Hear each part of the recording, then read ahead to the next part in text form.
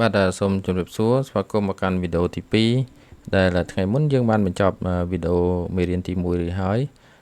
ថ្ងៃមុនយើងបានជួបគ្នាជាមួយនឹងការចាប់ផ្ដើមទំព័រដំបូងនៃ Channel YouTube ផងហើយនឹងការណែនាំខ្លួនឬក៏ណែនាំ Channel ទៅកាន់បងប្អូនឲ្យបានស្គាល់គ្រប់គ្នាហើយយើងក៏ឆ្លៀតបានបញ្ចូលមេរៀនទី1នៅក្នុងវីដេអូមុនដែលបងប្អូនបានទស្សនាហើយថ្ងៃនេះខ្ញុំនឹងបន្តមេរៀនបន្តពីថ្ងៃមុនជូនបងប្អូនបន្តទៀតអាចនឹងមាន2ចំណុចសំខាន់ដែលចំណុចសំខាន់នៅក្នុងមេរៀននេះខ្ញុំនឹងលើកយកពីរបៀបបានដំឡើងកម្មវិធី Excel ចូលទៅក្នុងម៉ាស៊ីនកុំព្យូទ័ររបស់អ្នកប្រើប្រាស់ទាំងអស់គ្នាបាទតោះអញ្ចឹងយើងចូលទៅបន្តមេរៀនរបស់យើងថ្ងៃមុនបន្តទៀតបាទចំណុចទី2របៀបដំឡើងកម្មវិធី Microsoft Excel អញ្ចឹងកន្លែងនេះខ្ញុំចង់សម្គាល់ប្រាប់បងប្អូនទាំងអស់គ្នាចេះ Microsoft Excel បើសិនជាយើងចង់ដំឡើងវាចូលទៅក្នុងម៉ាស៊ីនយើងត្រូវ download កម្មវិធី Microsoft Office តែមួយមកគឺយើងនឹងបាននៅរាល់កម្មវិធីទាំងអស់របស់ Microsoft Office នឹងដែលជាចង្កោមនៃកម្មវិធីសម្រាប់ប្រើប្រាស់ក្នុងការិយាល័យនឹងបាទមានដូចជា Word Excel PowerPoint Access Publisher អីជាដើមហ្នឹងអញ្ចឹងបងប្អូនដំឡើងទៅ Office មួយទៅយើងនឹងទទួលបានកម្មវិធីនឹងទាំងអស់ហើយប៉ុន្តែអ្វីដែលជាចំណុចសំខាន់នៅក្នុងការដំឡើងកម្មវិធីបងប្អូនត្រូវមានការប្រុងប្រយ័ត្នមុននឹងបងប្អូនធ្វើការដំឡើងវាចូលទៅក្នុងម៉ាស៊ីនសម្រាប់ប្រើប្រាស់នឹងអញ្ចឹងចំណុចសំខាន់បងប្អូនអាចតាមដានមើលទាំង6ចំណុចដែលបានដាក់ជូនបងប្អូននេះហើយយើងនឹងចូលទៅសិក្សាទាំងអស់គ្នាតាមចំណុចនីមួយៗបាទអញ្ចឹងយើងចូលទៅមើល file របស់យើងថ្ងៃមុនដែលយើងបាន download ទុករួចជាស្រេចនោះបាទនេះគឺជា file របស់ Microsoft Office បាទថ្ងៃមុនយើងបាន download បានមកជាប្រភេទ file RAR បែបនេះហើយយើងក៏បានឆ្លងកាត់ការពន្លារួចរាល់ហើយបាទដើម្បីពន្លាមកយើងគ្រាន់តែ right click ហើយយើងយកពាក្យ extract to នេះទៅនៅពេលដែលវាទាមទារ password បងប្អូនវាយ password ដែលខ្ញុំបានណែនាំនៅក្នុងមេរៀនមុនអញ្ចឹងបាទ1 2 3នឹងទៅវានឹងចេញជា folder កម្មវិធីថ្មីមួយមកឲ្យយើងហើយនៅក្នុង folder នេះហើយគឺជា software របស់វាបាទនេះជា password របស់Fara មិញណាបាទហើយបងប្អូនចូលមកដល់ចំណុចនេះបងប្អូនកុំទាន់ដំឡើងវាភ្លាមយើងចូលទៅបិទនៅមុខងារមួយចំនួនដូចក្នុងមេរៀនដែលខ្ញុំបានណែនាំជូនបងប្អូនអញ្ចឹងបាទទី1គឺយើងចូលទៅបិទកម្មវិធីចាប់មេរោគនិងអ៊ីនធឺណិតបាទដើម្បីការពារការបាត់បង់ឬខូចកម្មវិធីដែលយើងត្រូវដំឡើងនឹងបាទតោះអញ្ចឹងរបៀបបិទកម្មវិធីអ៊ីនធឺណិតឬ virus protection ហ្នឹងយើងចូលមកនេះសម្រាប់បងប្អូនប្រើ Windows 10យើងចុចសញ្ញាព្រួយហ្នឹងទៅហើយយើងមើលកន្លែងនេះបាទមានសញ្ញាពណ៌លឿងហ្នឹងបងប្អូនចុចលើវាមកនេះហើយគឺជាផ្ទាំង Windows Defender របស់ Windows 10ជាកម្មវិធីចាប់មេរោគណាអញ្ចឹងបងប្អូនមុនដំឡើងយើងចូលមកកម្មវិធីនេះមួយសិនហើយយើងចូលទៅកន្លែងvirus នេះមកបងប្អូនចុចទៅរកកន្លែង manage setting ណាបាទយើងចូល manage setting រួចហើយបងប្អូនអាចចុច off វាសិនមកបាទយើងចុច yes ទៅបាទយើងចុច off កន្លែងប៊ូតុងខៀវៗនឹងទាំងអស់សិនទៅដើម្បីឲ្យវាមានសុវត្ថិភាពនៅពេលដែលយើងដំឡើងកម្មវិធីនោះចូលទៅកុំឲ្យវាចាប់ណាពេលខ្លះកម្មវិធីវាគិតថា software មួយចំនួនដែលយើង download ពីប្រភពណាមួយដែលមិនច្បាស់លាស់ហ្នឹងវាអាចស៊ីណាវាចាប់វាគិតថាវាជាមេរោគអញ្ចឹងវាអាចនឹងបំផ្លាញកម្មវិធីនោះពេលដែលបងប្អូនដំឡើងចូលម៉ាស៊ីនទៅវាដំណើរការប្រើប្រាស់អត់ល្អឬក៏វាខូចតែម្ដងហើយបន្ទាប់ពីយើងបិទនៅកម្មវិធីចាប់មេរោគរួចហើយបាទយើងចូលទៅរកកម្មវិធីដែលមានស្រាប់ដែលយើងបាន download ពីអ៊ីនធឺណិតហ្នឹងបាទកម្មវិធីមិញដែលខ្ញុំបានបង្ហាញមិញនេះបាទរួចហើយបើកកម្មវិធីនោះមកបាទអញ្ចឹងរបៀបបើកយើងអាចមើលតាមមេរៀនបណ្ដាយើងធ្វើបណ្ដាណានេះមេរៀនរបស់យើងបាទមេរៀនរបស់យើងបាទចំណុចទី1ចំណុចទី2នេះយើងកំពុងស្ថិតនៅចំណុចទី2បាទអញ្ចឹងដើម្បីដំឡើងបងប្អូនបើកចូលឲ្យដល់នៅខាងក្នុងកម្មវិធីហើយយើងរកពាក្យ setup នេះបន្ទាប់មកយើងអាចចុចមកខាងស្ដាំនិងយកពាក្យ run as administrator បាទនេះរបៀបដំឡើងចូលនៅក្នុងម៉ាស៊ីនរបស់យើងពេលវាលោតផ្ទាំងដែលឡុកនេះមួយមកយើងយកពាក្យ yes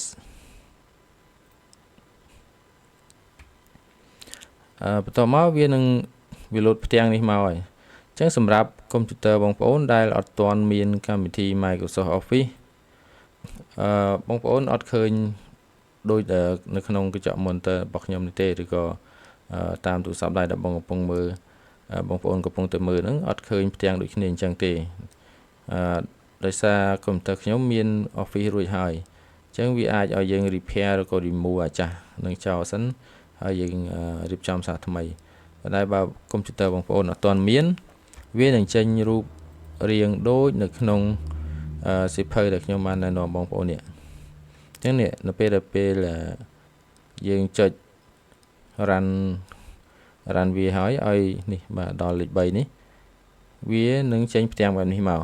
បាទពេលដែលវាចេញផ្ទាំងបែបនេះដូចអ្វីដែលបងប្អូនបានឃើញនេះបងប្អូនចុចពាក្យ install នៅកន្លែងចំណុចនេះដែលខ្ញុំដាក់ cursor ចំហ្នឹងដាក់ mouse ចំហ្នឹងអញ្ចឹងបងប្អូនចុចតាមវារហូតទៅបន្ទាប់ពីយើងដំឡើងចុចដល់កន្លែង install office នេះយើងរងចាំមើលនេះកន្លែងនេះវាមិនមែន 100% ពេញអញ្ចឹងភ្លាមទេមានន័យថាបងប្អូនទៅរងចាំឲ្យវាដើរដល់រហូតគ្រប់ 100% ហើយនៅពេលដែលគ្រប់ 100% ទៅវាចេញផ្ទាំងនេះinstalling នេះបាទវាចេញឲ្យយើងមកមានន័យថាយើងចិត្ត complete ហើយណាវាដើរបដាអញ្ចឹងទៅដល់ពេលបងប្អូនរងចាំមកសន្ទុះបាទវានឹងវាលោតផ្ទាំងនឹងបន្តមកអញ្ចឹងបងប្អូនមើលចុងក្រោយគឺវាចេញផ្ទាំង Office នេះមកហើយបងប្អូនចុចពាក្យ close ទៅបាទហើយយល់ល្អមុននឹងបងប្អូនប្រើប្រាស់ក្រោយពេលដែលបងប្អូនដំឡើងកម្មវិធីអីមួយយើងគួរតែ restart ម៉ាស៊ីនមួយសិនណាយើង restart ទៅដើម្បីឲ្យវាបើកឡើងវិញមកកម្មវិធីហ្នឹងវាដើរដំណើរគ្នាហើយវា support ជាមួយនឹងកុំព្យូទ័រយើងប្រើប្រាស់ទៅវាស្រួលវា update ទាន់គ្នាអញ្ចឹងណាបាទអញ្ចឹងចំណុចនោះក៏សំខាន់ដែរតែខ្ញុំមិនបានរៀបរាប់នៅក្នុងសៀវភៅទេកន្លែង restart ហ្នឹងបាទអញ្ចឹងបន្ទាប់ពីយើងដំឡើងរួចរាល់យើងអាចចូលទៅរកទីតាំងរបស់វាណាអញ្ចឹងរបៀបចូលទៅរកយើងមើលនៅក្នុងមេរៀននេះទាំងអស់គ្នាអញ្ចឹងរបៀបចូលទៅរកយើងចូលមកក្នុងប៊ូតុងបាទប៊ូតុង home មកប៊ូតុង start ហ្នឹងបាទអញ្ចឹងExcel ពេលខ្លះវានៅខាងលើប៉ុន្តែវាចេញតាមលំដាប់រៀងនៃកម្មវិធីដែរជួនកាលនៅលើជួនកាលនៅក្រោមអញ្ចឹងណាបាទនេះបងប្អូនអាចមើលឃើញនៅក្នុងនេះក៏មានដែរណា Excel ប៉ុន្តែខ្ញុំចង់រកនៅជួរខាងឆ្វេងដៃនឹងឲ្យបងប្អូនមើលសិន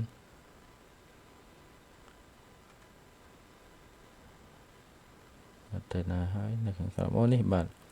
នេះហើយគឺជាកម្មវិធី Excel ដែលយើងបានដំឡើងរួចរាល់បាទអញ្ចឹងក្រោយពេលបងប្អូនដំឡើងហើយវានឹងចេញមកដូចគ្នាអញ្ចឹងសម្រាប់អ្នកប្រើ Windows 10ណាអញ្ចឹងពេលដែលយើងបានហើយយើងគ្រាន់តែរកឲ្យឃើញនៅកម្មវិធី Excel យើងចុចបើកមកយើងនឹងបានទទួលកម្មវិធីនឹងយកមកប្រើប្រាស់ហើយបាទនេះហើយជាផ្ទាំងកម្មវិធី Excel បាទតែអញ្ចឹងយើងបន្តតាមសៀវភៅយើងទៀតដើម្បីដឹងពីចំណុចដែលយើងនឹងត្រូវបន្តរៀនបាទអូខេ ចឹងចំណុចដែលយើងរៀបរាប់ខាងលើយើងបានបញ្ចប់រួចរាល់សម្រាប់ការដំឡើងបាទហើយមុននឹងដំឡើងយើងត្រូវបិទកម្មវិធីផ្សេងៗហ្នឹងខ្ញុំបានជម្រាបជូនបងប្អូនអ្នកសិក្សារួចរាល់ហើយអញ្ចឹងយើងចូលទៅចំណុច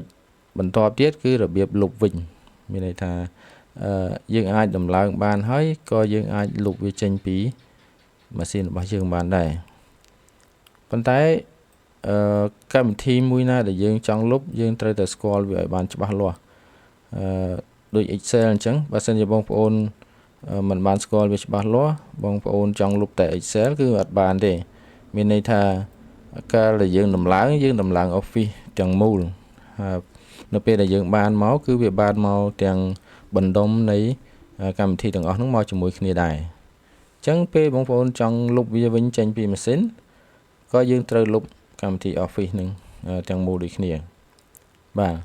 ហើយពេលដែលលុបទាំងមូលកម្មវិធីដែលមកទាំងប៉ុន្មានគឺបាត់ទៅវិញទាំងអស់ដូចគ្នាអញ្ចឹងកន្លែងហ្នឹងបងប្អូនត្រូវប្រុងប្រយ័ត្នបើសិនជាកម្មវិធីណាដែលគួរតែចាំបាច់លុបចេញទើបយើងត្រូវលុបបាទមិនមែនចេះតែចង់លុបយើងលុបទេពេលខ្លះយើងអត់មាន software ហ្នឹងទេយើងទិញម៉ាស៊ីនពីទីផ្សារមកគេដំឡើងមកឲ្យយើងមានតែ shortcut ហើយនឹងកម្មវិធីដែលជាប់នៅក្នុងWindows ទេអត់មាន soft ខាងក្រៅទុកត្រៀមឲ្យយើងដំឡើងខ្លួនឯងនៅផ្ទះទេហើយពេលដែលយើងឈូស Windows setup Windows ថ្មីហ្នឹងគេត្រូវមាន file ដំឡើងប៉ុន្តែខាងជាងក៏មិនខ្វះទេសំខាន់គឺយើងពេលខ្លះយើងចេះ setup Windows មែនប៉ុន្តែយើងអត់មាន file អញ្ចឹងបើយើងមាន file គ្រប់គ្រាន់យើងចេះ setup យើងអាចធ្វើខ្លួនឯងបានជារឿងល្អប្រសើរបាទសូមអធិស្ឋាន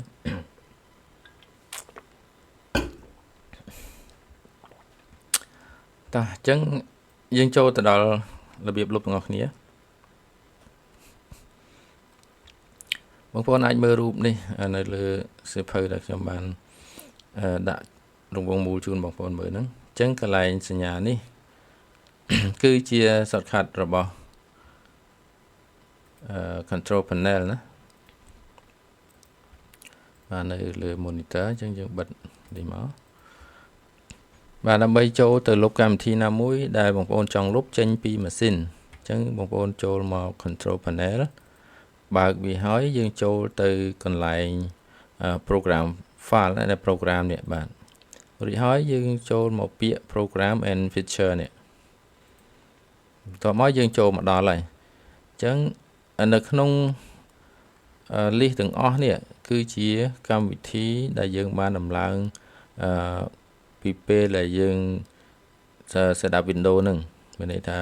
ពេលដែលយើង set up ហើយកម្មវិធីទាំងអស់ហ្នឹងគឺដំបូងអត់ទាន់មានទេហើយយើងក៏ដំឡើងយកមកប្រើប៉ុន្តែកម្មវិធីមួយចំនួនវាអាច error ឬក៏មានបញ្ហាអញ្ចឹងយើងត្រូវការលុបវាចោលវិញ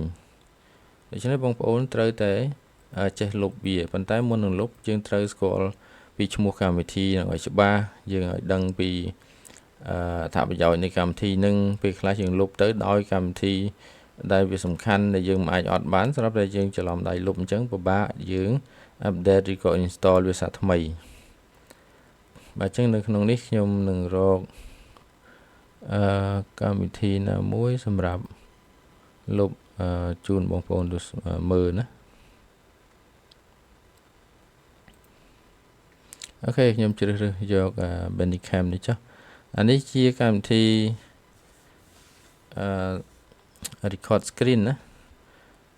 តែពិតមិនយើងរៀនពី Microsoft ទេប៉ុន្តែវាដូចគ្នាណាសម្រាប់ការលុបតែខ្ញុំមិនអាចលុបបានដោយសារ Microsoft Office យើងត្រូវការប្រើប្រាស់បច្ចុប្បន្នហ្នឹងយើងនៅកំពុងតែប្រើវាអញ្ចឹងណាយើងកំចង់លុបវានេះ Office ហើយបើយើងចង់លុបវាយើងគ្រាន់តែ select លើវាហើយយើងយកពាក្យ uninstall មកប៉ុន្តែយើងកុំលុបវាអីដោយសារយើងចាំបាច់ទុកប្រើវាកុំឲ្យយើងលំបាកដំឡើងវិញអញ្ចឹងណាអញ្ចឹងយើងយកមេរៀនកម្មវិធីផ្សេងយកមកឧទាហរណ៍បាទនេះគឺកម្មវិធី Bandicam នេះអញ្ចឹងដើម្បីលុបវាខ្ញុំគ្រាន់តែចុចនៅលើ Bandicam នេះមកហើយយើងយកពាក្យ uninstall rechange នេះប៉ុន្តែបងប្អូនយកពាក្យ uninstall មកបាទហើយយើងចុច yes ទៅ ហើយយើងរងចាំវាណានៅពេលដែលយើងចុច uninstall ហើយបើសិនកម្មវិធីតូចវាដើរលឿនទេវាដើរតែបន្តិចវាជោគជ័យហើយចឹងបងប្អូនមើលណាបាទ not all file in program C when it come were removed អញ្ចឹងក្នុងកម្មវិធីនេះពេលដែលវា load បង្ហាញផ្ទាំងនេះមកមានន័យថាយើងគេសួរយើងចង់remove វាចេញអត់បាទអញ្ចឹងបើសិនជាយើងចង់ remove វាចោលយើងយកពាក្យ yes មកបាទប៉ុណ្ណឹងអូខេ successfully ហើយអញ្ចឹងយើង close វាទៅកម្មវិធីនេះវានឹងបាត់បាទឥឡូវឃើញឃើញថាវាបាត់ហើយអញ្ចឹងដូចគ្នាបើសិនជាបងប្អូនចង់លុបចោលនៅកម្មវិធី Microsoft Office នេះបងប្អូនគ្រាន់តែចុចលើវាហើយយើងយកពាក្យ uninstall នេះទៅហើយយើង yes ឬក៏ next តាមវាទៅវានឹងលុបវាកម្មវិធីនឹងចេញពីម៉ាស៊ីនយើងដោយស្វ័យប្រវត្តិហើយប៉ុន្តែបងប្អូនត្រូវការប្រើវាត្រូវតម្លើងវាសារដើមមកវិញដូចមេរៀនដែលខ្ញុំបានបង្រៀនពីមេរៀនទី1អញ្ចឹងអូខេអញ្ចឹងយើងសូមបញ្ចប់ត្រឹមហ្នឹងចំណុចក្នុងការលុបកម្មវិធីបាទចេញពីកុំព្យូទ័របាទបងប្អូនអាចចង់លុបកម្មវិធីណាក៏យើងប្រើរបៀបហ្នឹងដូចគ្នាណាគ្រាន់តែ select ឲ្យចំកម្មវិធីណាមួយទៅហើយយើងយកពាក្យ uninstall ទៅបាទតោះអញ្ចឹងយើងចាក់ចេញយើងទៅមេរៀនយើងបន្តទៀត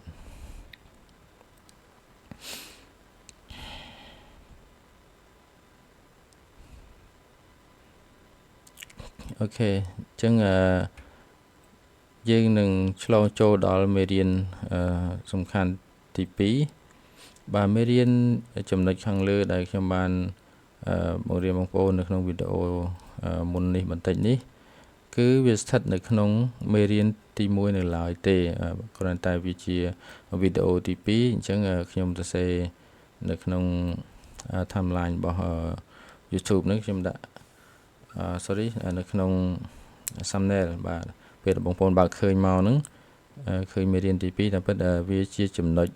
ទី2នៃមេរៀនទី1បាទហើយចំណុចមេរៀនទី2គឺនៅខាងក្រោមនេះអញ្ចឹងមេរៀនទី2យើងនឹងជួបគ្នានៅវីដេអូបន្ទាប់ណាបងប្អូនសូមអរគុណសម្រាប់ការទស្សនាវីដេអូនេះតាំងពីចាប់ផ្ដើមរហូតដល់បញ្ចប់នៅចុងវីដេអូអញ្ចឹងសូមបងប្អូនរងចាំតាមដាននឹងរៀនសូត្រនៅវីដេអូបន្ទាប់ជាមួយខ្ញុំបាទសូមអរគុណ